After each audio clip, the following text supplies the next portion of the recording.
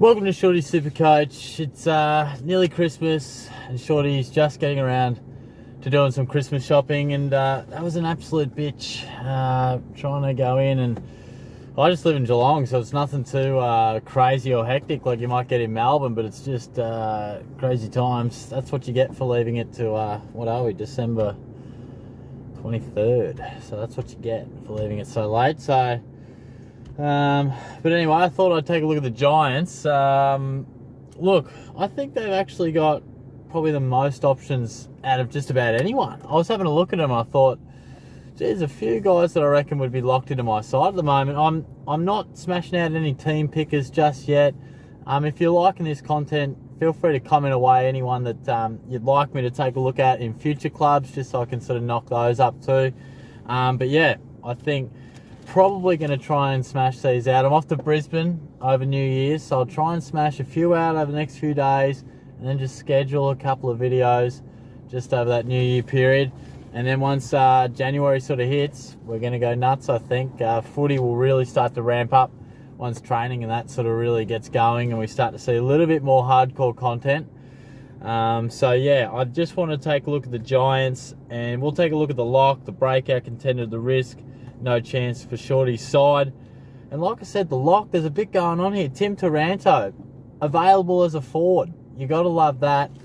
Now, he averaged 97.3 last year. He's played 98 games. He's just about 24 years old. This bloke's ready to explode, I reckon. Now, yes, of course, he plays a little bit of forward time because that's how he got this availability in our forward lines. But I think he's more of a mid, you know. I know he's that kind of guy that they like, his one-on-one ability in the forward half, but I find it hard to see him, you know, playing anything more than an 80-20 split in favour of the midfield. So I really love his ability to go beyond 100 this year. He was a pretty popular pick last year, actually, you know, semi-popular, and I think he'll be rock solid again this year. Massive ownership, I'd say. And Lockie Whitfield, I also think, is a lock. I couldn't split these two, but, you know, he averaged 92.3 last year. And that was a large part, you know, a slow start to the season. He missed a big chunk at the start. And he had a 32 in there as well. I think game in Ballarat. I reckon I had him at the time. I remember watching, just thinking, you know, he's been a good pickup for me so far. I think he got knocked out. I reckon he marked it and got hammered and then kicked the goal and never came back. So, you know, that sort of brings his average down. And he just never quite got going. But I definitely think that he's a bloke that averages high 90s pretty easily. Such a beautiful ball user and a guy that I like to have him on my team. I like watching him.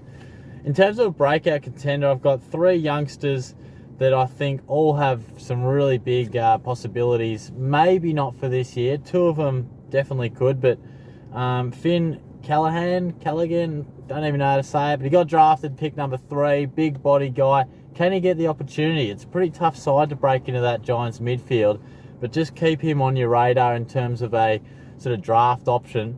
And the two guys I mainly wanted to talk about, and one of these, you know, hurt me last year, that was Tom Green. I think a lot of us were kind of thinking, you know, this guy could break out last year. Never happened. So, average 79. Again, he was thrown around all over the place, dropped and played in the guts. And when he did play in the guts, he played bloody well.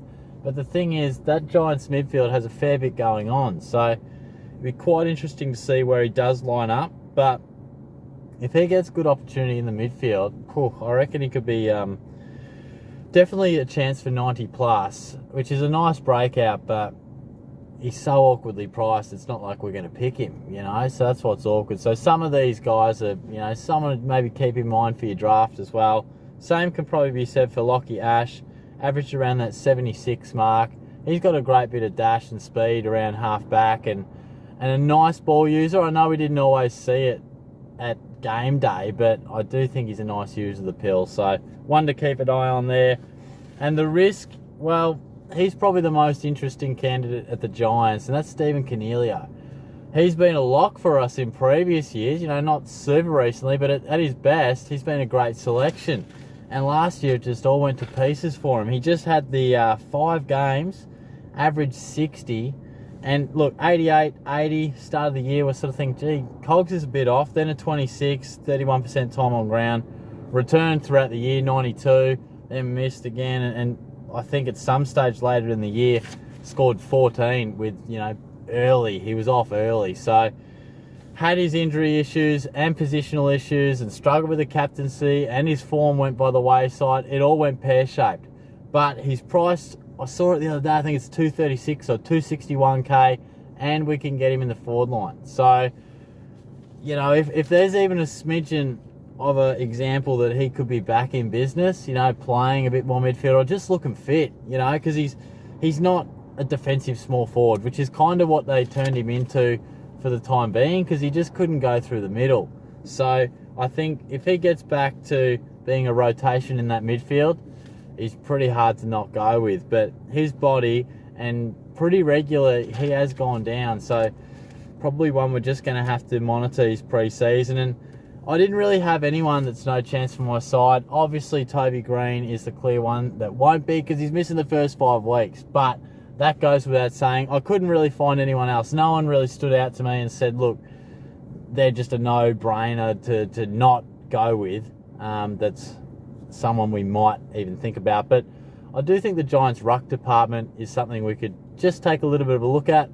I don't know if we'll find any, gems for SuperCoach, but it will be interesting to see how it all pans out.